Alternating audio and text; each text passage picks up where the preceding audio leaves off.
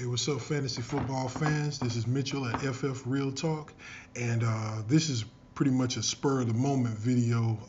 Just making something quick because it just popped into mind because I just finished my last planned draft of the season, and it was a ESPN championship draft, and where at ESPN, if you win a championship the prior year, you can get in the Champions League where you play guys that were also champions in the prior year rather, and it's usually supposed to be a league where the players are better, more skilled, or at least experienced. It's not always the case in terms of them being good, but it's cool to be in a league where you're playing against guys that at least know what it is to win a championship in fantasy. So but this video has nothing to do with that. What it has to do with is trades, because I'm already out there fielding a few trades to combat some mistakes that some guys made out there, or a couple of things that I'm looking to bolster on. My draft was good, but it's a few things that I would like to have better. And so we'll get right to it. This video right here is going to be 10 tips about trading in fantasy football. One, the number one rule doesn't directly have to do with trades themselves, but it indirectly does, and it's more important than the trade itself. It's the draft. And I said this in my 20 fantasy rules because it was rule number one in fantasy. I'll repeat it again and again if I have to. There's no more important day in the fantasy season than the draft, period. The draft is the most important day. If you handle your business in the draft, if you're paying attention to who you're picking, paying attention to how your lineup is being fleshed, and your depth in terms of positions, and you're loading back with mostly running backs and receivers, as I said in a prior video, you're going to be less inclined to feel you have to trade. What you want to be in a position is where trading is fine. You would like to maybe do a few trades, but you don't feel like you have to trade. There are times where you draft and your team is so bad, you know that you have to make moves or you're just going to lose. You never want to be in that position. And if you draft well, you'll never be in the position where you know you have to. So that's what you want to avoid. Make good decisions in the draft and avoid the have to trade situation. Rule number two. Trades allow you to capitalize on others' mistakes in the draft. And I just mentioned the draft, the main mistake is people not paying attention. One of the things in the draft that is a common mistake is when you have two quarterbacks, bye-week conflict. There's a guy in the league I just drafted in. He picked two quarterbacks early, which is first mistake in and of itself, but that's okay. It happens. He has Aaron Rodgers and he has Andrew Luck. Two great quarterbacks. Two quarterbacks that are arguably in the top two. Two of them I have in my top five. The problem is they both have the same bye week. So what that guy has is two quarterbacks and one of them is an absolutely dead roster space for all practical purposes. He is nothing but two things: injury relief in case Aaron Rodgers got hurt, or trade bait. That's all Andrew Luck is to this guy, because he can't use him even on the bye week. You don't draft in case of injury, so the injury one is out. All he has right now is trade bait. And a savvy owner that sees that not only knows that he now should be able to get Andrew Luck from this guy, he should be able to get Andrew Luck at a discount, because this guy kind of has to get rid of him. He has to, and that's desperation. And when they're desperate, you can offer up less than you would need to get an Andrew Luck. And that's one way to capitalize on a mistake in the draft. Another mistake in the draft is what I mentioned in rule number 1, 2. Somebody that just didn't pay attention to their lineups in depth, and they just kept drafting according to pre-draft ranks, or was just picking willy-nilly, or were busy, had some kids by that were disturbing them, or whatever have you, that took you out of your game for a second, and you look up and, man, your depth is weak. You're supposed to scan every team after you've done a draft. Look and see what they've got, see where they're weak, see where they're strong, see where you're weak and strong, and try to make moves. Capitalize on somebody's weak depth. If they're weak at running back and you're strong, you need to be offering somebody from your running back depth to capitalize and get something that'll help your team. And another of the third draft mistakes is for all you auto draft guys out there. I have this firm pet peeve against auto draft. If you're gonna play, you know when your draft is, and you should be able to make the time to do it. But things happen. But when that happens, you often get a team you don't really want. So with that guy, if you're in a draft and you see the auto draft people, try to remember them, because those are guys that you'll be able to take advantage of in terms of trading, not cheating, but take advantage of and get something to bolster your team, because they didn't have any choice. They didn't even have no say in the matter, because they didn't do rule number 1, which was focus on the draft. So that's capitalizing on mistakes. Rule number 3, try to maneuver a lot of your trades before the season even starts. This one is kind of self-explanatory, for the fact that everything right now, everybody in the league, every player in the player universe is all being drafted and thought of based on projections, not performance at this present point. It's prior performance in years before, last year, years before, etc., but nothing based on this year's performance. In theory, anybody on any given team that you drafted could get hurt before the season starts, and their value is done. But right now, everything is exactly what it is right at this point. So you should make trades based on what they project to be. So like, say that situation with the Andrew Luck and Aaron Rodgers guy. You want to try to make that trade before the season starts, because say right now, you know that Andrew Luck is the weaker of the two between him and Aaron Rodgers right now, based on projections. And if you make the trade and you get Andrew Luck from him because you told him you can't use him, and you get Andrew Luck, let's say it turns around and somehow, some weird reason, through either an injury or just through happenstance, Andrew Luck has a better season than Aaron Rodgers or everybody. You just capitalized on the value of pre-start of the season trading. Because if Andrew Luck goes nuts, you won't be able to get Andrew Luck if the season has started and you're trying to get him because you know he's a bye week. And say Aaron Rodgers were to get hurt or have a paltry season, you'd be trying to get him, and you wouldn't want him at that point, not for what you may be willing to trade to get Luck at before the season started. So try to get it based on projections for now, and then performance. And then I got something that's kind of going to piggyback off of that. As the next rule is listed as a later rule, but I'll go ahead and get to that one now.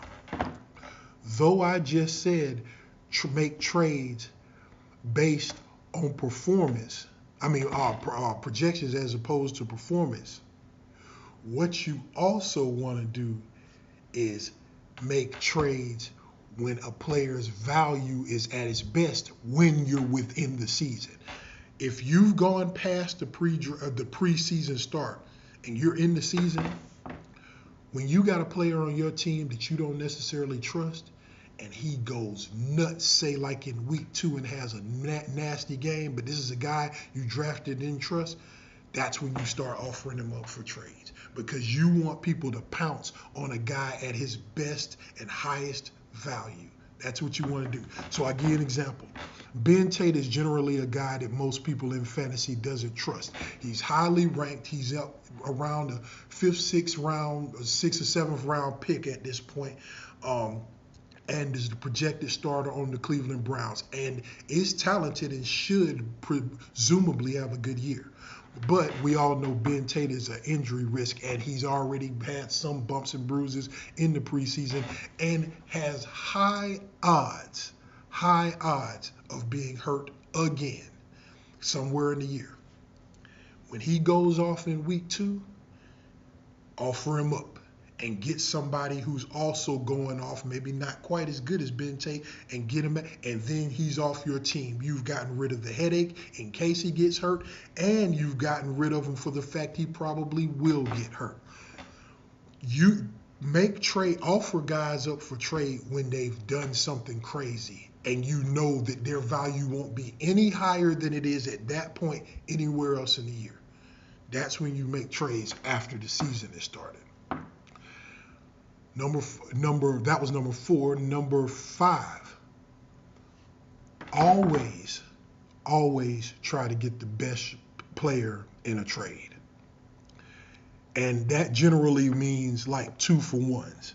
So like if you're offering 2 players for 1 player, like say, okay, for example, we'll go to the Aaron Rodgers and Andrew Luck guy again. Say I want Andrew Luck, and I have on my bench, I have Andy Dalton.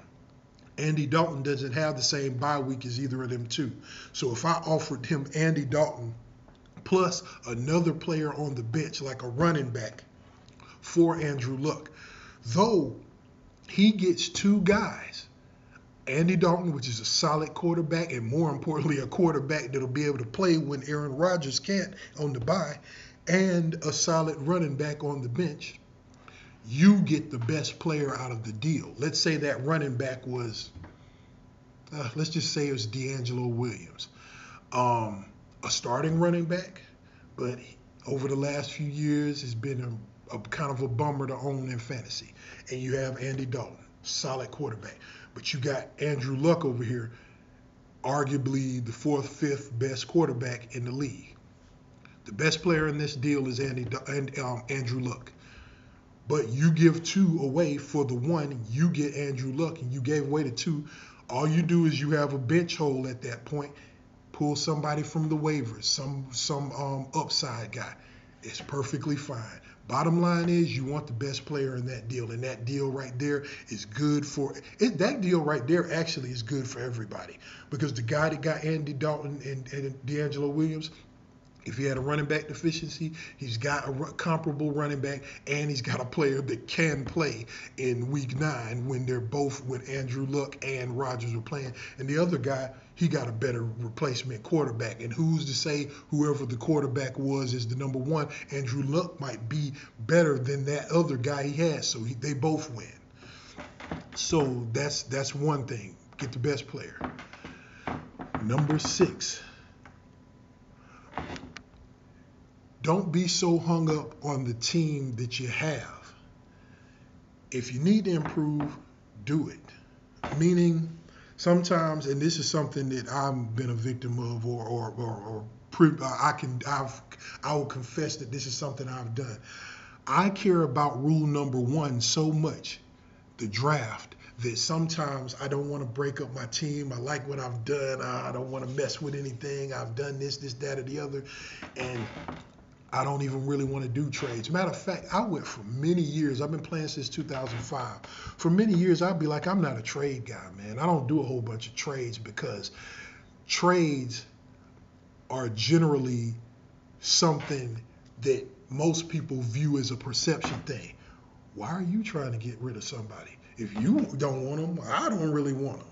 Or if I'm trying to get rid of somebody, I'm giving you cause to think I know something that you don't know, and what's wrong with the guy I'm getting rid of, et cetera, et cetera. It's like, like buying anything used from somebody. What's the catch? What's wrong with it? It's not always that case. And you can't just get hung up on what you have. If you know you need to improve, be diligent in trying to do it. Like I said, do it in the beginning of the season and do it mid-season to address whatever needs you have. Number 7, be sure to politic your trade when you try to make a trade. And what that means is, a lot of times when you make a trade, you'll just do person for this person, send. But there's a description box at the bottom that tells you to describe why you're doing this or whatever have you. If I just send a guy to a guy and for a guy, they may take it. But you got to convince them, or at least try to convince them that this deal you're making is for your best interest or for their best interest. We'll go back to the same description, the Andrew Luck, the Aaron Rodgers, that have the same bye week, and you want to get Andrew Luck. You need to write up everything that I said. Dude, on the keyboard, type it up. Dude, you have Aaron Rodgers, Andrew Luck. Andrew Luck is a dead player. You can't use him. I'll give you Andy Dalton and D'Angelo Williams, and you got two solid players, and all you actually lose nothing. You just now have somebody who can play in your bye. You got to let them know that, because one, they may not even know right now that they got two players with the same bye week. Two, you got to sell yourself. You got to sell. Not just sell, you got to sell the idea that you're helping them as well as helping yourself, and absolutely illustrate the way in which they benefit. Even if they don't benefit as much, sell it. You got to politic the whole thing. You really do. It makes a lot of sense to just take the time to write up something and tell them why, as opposed to just send this guy for this guy. You know, it makes a difference. Number 8, and this is simple, be wary of the trade deadline. Trade deadlines usually sometime mid-November, whatever have you. But just make sure you know when it is, because after that, it's done. Everything's going to be about waivers. So make sure you pull the trigger on trades, you know, and make sure you also know the deadlines in terms of if you make a trade. There are certain trades that you will make that won't take effect in the week that the week you make the trade. It might be too late in the week to where you can start the guy you're getting in that week. So be wary of the times that the trade guy has to be on waiver for anyone to decline it or not reject it, but veto it or whatever have you. Make sure you are aware of the time frames of when trades go through and when the trade deadline is over. Number 9, don't be a trade jerk and just insult people's intelligence. Though there's a lot of people that subscribe to the theory that it doesn't hurt to ask. Sure, it doesn't hurt to ask, but nothing bothers me more than someone who's offering me I'm trying to think of a good example. Kyrie Robinson for Shane Vereen. I mean, okay, seriously, man? Or even worse, I mean, I've really seen some really, really bad ones where somebody's really trying to get one of my true starters for just absolute trash out there. I mean, it's just don't insult people's intelligence. And sometimes I take offense to it. I just return in that description thing that I just told you about. I just do laugh my ass off. LMAO, you know, let them know that, are you serious to come at me with that? Don't even try it, man. So don't be that guy. If you're going to offer a trade, you know, be respectful of them. You don't want to give them too much, but at the same time, you want to give them some comparable value. So we go back to what I said. Same trade that's been the illustrative one throughout this whole thing. Andrew Luck, D'Angelo Williams, and Andy Dalton. Some people might look at that and be like, dude, that's not an even trade for the fact that Andrew Luck is much better than any of that. D'Angelo Williams isn't anything. Andy Dalton isn't anything much compared to Andrew Luck. But okay, you may say that, but one, he needs a running back. You giving it to him. But more importantly, it's about the circumstance. This guy has a guy he can't use. So Andrew Luck on this guy's team is worth less than half the value he is generally. And that's what you have to think about. That's where the trade is good. It's because this guy has a guy he can't use unless something happens to Aaron Rodgers, or unless Aaron Rodgers just truly conks out and Andrew Luck just goes off. The odds are it's not going to happen. Aaron Rodgers is going to be good, and it's going to be better than Andrew Luck. And that guy's in. There's going to be not 1 week, unless something injury happens, and you don't bank on injury if you're playing fantasy football, because everybody's susceptible to injury. There's not going to be 1 week where this guy is going to actively start Andrew Luck over Aaron Rodgers. So it's a dead roster spot, and he can't use him on the bye. Actually, this guy may be given too much. So that's actually a very good deal. And if the deal is whack and somebody pulls a trigger on it, because I've seen some really, really bad deals go through. I'm in one league where a guy gave up Noshawn Marino and Doug Baldwin for Alfred Morris. That is borderline collusion. But when it comes to part of this rule too, the intelligence, insulting people's intelligence with a trade is, if it's bad, if it's bad out there, the league can always veto it or whatever have you. I don't do a bunch of vetoing of trades, and I don't recommend a bunch of vetoing of trades, because if somebody's stupid enough to do it, well then guess what? That dude's stupid. Alfred Morris for Noshawn Marino and Doug Baldwin. Doug Baldwin isn't even drafted, so he's not even. They basically, you take him out. It basically comes down to Alfred Morris for Noshawn Marino, which is completely one-sided. But it is an obvious collusion. We don't know who this guy is that's getting Noshawn Marino. And he may be a Noshawn Marino fan that goes all the way back to UGA. He might be a Noshawn Marino fan banking on the fact that he might do what he did in Denver last year. He might be a Dolphins fan. Who knows? So you don't get involved with those types of trades. Let that one go. But that leads me to rule number 10. And this is the most important thing about trades and the most ugly part of fantasy. And it's one of my 20 rules that I did earlier too. When it comes to trades, don't do collusion. Obvious attempts to cheat. Like I said before, in every year that I've played, in the last few years rather, last 3 years, there'll be somebody who will try to give their entire starting lineup to one team for basically their entire bench. And that's obvious collusion. And when that happens, it's not only your right, it's your duty to veto that trade. And it takes 4 votes to veto a trade. So it should be you and 3 other people that's paying attention should immediately be on that, knocking that down.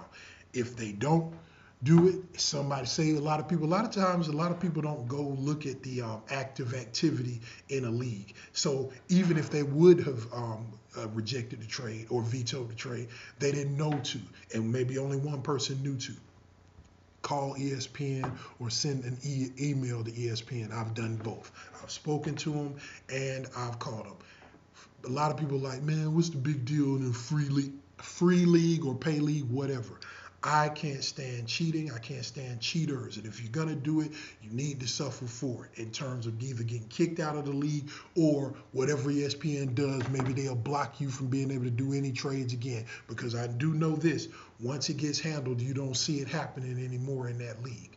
So don't be that guy. Don't collude. I mean, and that goes to, like I said, one of the rules to avoid collusion that I mentioned earlier in that other video was, if you're ever joining a lobby league and you see 2 people with the same last name, or if you're playing with some group and you don't know the people and you know it's a family or a group of close friends, you might want to steer clear of that, because those are guys that's got some conflict of interest against that won't be aligned with you because you don't know them.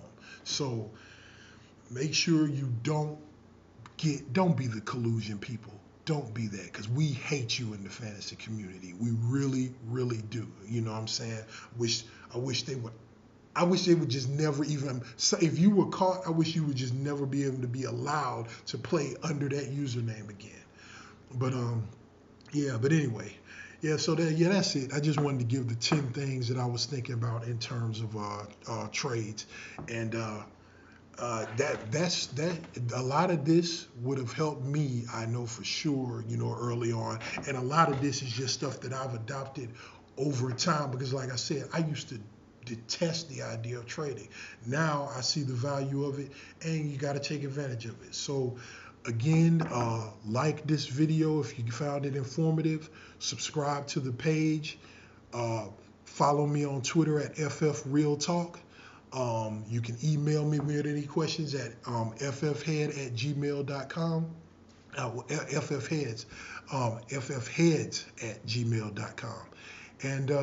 And we'll see you next time. I'm not sure the next video I'm doing.